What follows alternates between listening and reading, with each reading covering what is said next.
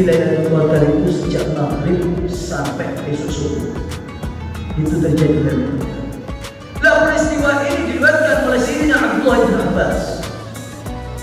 Beliau berkata cerita, tatkala jelang Lailatul Qadar, Allah itu turunkan malaikat-malaikatnya. Bukan malaikat sembarangan, bukan malaikat sakanus sama, bukan malaikat yang menduduki di langit, tapi ini malaikat kelas VVIP. Kelas apa? Malaikat penghuni Sidratul Muntaha. Jumlahnya 70.000 malaikat.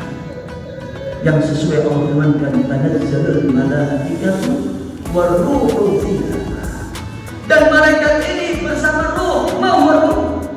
Siapa roh ini? Huwa Jibril alaihissalam. Roh yang dimaksud di dalam firman Allah Al-Qadar itu adalah malaikat Jibril alaihissalam yang tiada lain dijuluki Sayyidul Malaikat, pemimpin malaikat. Turunlah 70.000 malaikat ini dikawal oleh malaikat Jibril membawa panji-panji dari cahaya.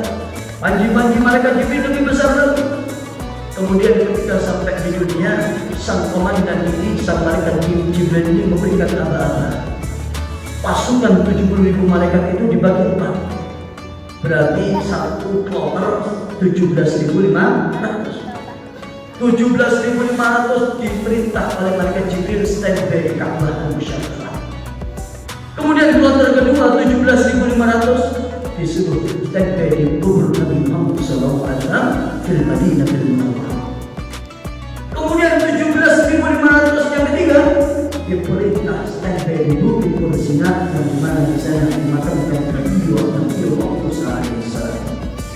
Kemudian yang terakhir 17.500 terakhir, malaikat Jibril memerintahkan mereka untuk bergerak menuju ke Baitul Maqdis yang ada di Palestina, yang saat ini tidak dijadikan rebutan, yang mau direbut oleh orang-orang Zionis Israel. Ketika datang Lailatul Qadar, ketika maghrib itu datang, malaikat Jibril mengatakan, tafarraqu, berpisahlah kalian, berpencarlah kalian, kata malaikat Jibril. Maka malaikat ini adalah makhluk yang tidak pernah bermaksiat kepada Allah. Kalau tidak belajar akidatul awam, malaikat ini adalah yang sunullah, dia tidak pernah bermaksiat Allah. Dan mereka wayak baru nama amalahum, dan mereka senantiasa melakukan apa-apa yang telah diperintahkan oleh Allah Subhanahu wa Ta'ala. Tidak pun satu tempat kecuali didatangi malaikat-malaikat Allah. Tidak malaikat Jibril. Seraya mereka membaca tasbih, tahmid, tahlil, takbir. Mungkin seakan-akan kalau kita rangkum, mereka membaca subhanallah, alhamdulillah, la ilaha illallah. Terus dan mereka membaca istighfar, mohon ampun untuk umat Nabi Muhammad yang mukmin dan mukminah. Catatan, yang mukmin dan mukminah, bukan muslim dan muslimah. Mukmin dan mukminah. Saya nggak membahas muslim mukminah, ini panjang kalau saya bahas, waktunya ini tepat. Karena perbedaannya jauh orang mukmin dan muslim. Maka kalau kita lihat ayat firman Allah tentang kewajiban puasa, itu kewajibannya bukan untuk orang Islam, tapi orang yang sudah meninggal mukmin. Ya ayyuhalladzina amanu, Allah tidak katakan ya ayyuhalladzina aslamu, walakin Allah yaqul ya ayyuhalladzina amanu.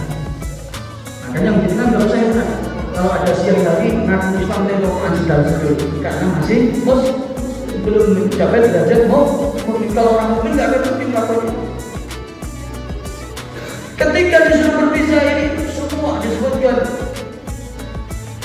tidaklah wala bait, tidaklah satu rumah, wala ghurfatun, tidaklah satu kamar, wala safinatun, kapal, kendaraan, semua warung-warung yang di mana di situ ada orang mukmin dan mukminah didatangi malaikat-malaikat rahmat Allah. Namun kata Sayyidina Abdullah bin Abbas, kecuali ada tempat-tempat yang malaikat ini enggan masuk ke sana. Tempat apakah itu? Tempat rumah atau kendaraan yang di dalamnya fihi khinzirun, ada babinya. Jadi bukan babi itu minyak babi, itu bukan nol babi, ini malaikatnya nggak ada. Maka kita tahu malam-malam, kemudian kita mengenai babi saya malaikatnya nggak datang pas itu. Ini yang menyebutkan di sini Abdullah bin Abbas, seorang pakar tafsir sahabat Nabi Muhammad SAW. Kemudian wafihi kalbun, di dalamnya ada asuhnya, ada anjingnya, ada dugupnya. Wafihi suratun, di dalamnya ada patung-patung. Yang di dalamnya ada wafihi junubun min haramin, atau di dalam rumah itu, atau di dalam kendaraan yang dia mungkin naik bersamanya itu ada orang yang junub dari haram. Misal kemudian bengi ngoprek, mulai ke atas keramas ke Cina. Pas datang Lailatul Qadar, temennya satu kos-kosan atau satu rumah, mungkin bapak anaknya yang semacam itu, bapaknya dekat sampai batuin rumah, malaikatnya nggak mau datang. Jadi malaikat, aku jadi minum dua bulan, hari ini. Ini dulu. Maka berbahagia kalau kita orang tua memiliki anak-anak yang soleh dan soleh. Saya ini dengan abahnya Ustaz Fauzan ini akrab sekali. Dengan almarhum Maulana Ustaz Fauzan. Dulu Ustaz Fauzan masih kecil sering diajakkan nama saya ke sana. Saya ikut kecil dengan masnya itu akrab. Saya masnya Ustaz Fatih. Jadi bayangkan ini tak didatangi. Jadi yang didatangi malaikat yang mendapatkan Lailatul Qadar di menurut saya bukan hanya kita yang di masjid. Misal ada seseorang dia lagi bekerja untuk mencari nafkah, dia seorang mukmin, tidak meninggalkan sholatnya dan sebagainya, tetap dia akan didatangi malaikat. Namun tentu porsinya berbeda dengan dia melakukan qiyamul orang, tapi mereka mendapatkan. Maka disebutkan dalam riwayat, ciri-ciri orang yang merasakan hadirnya sentuhan malaikat Jibril dikatakan, itu meskipun dia nggak paham, itu tiba-tiba sawabut aina, matanya ini nangis. Karena dia nangis malam-malam ketika dia nangis, kemudian dia mengkorok, jadi orang Jawa ini mengkorok seluruh bulu yang nggak tahu kan. Itulah dia merasakan sentuhan malaikat Jibril dan malaikat rahmat. Bahkan dia merasakan salam malaikat Jibril. Allah menjalani dan kita maksudnya meskipun tidak merasa kita boleh dari itu.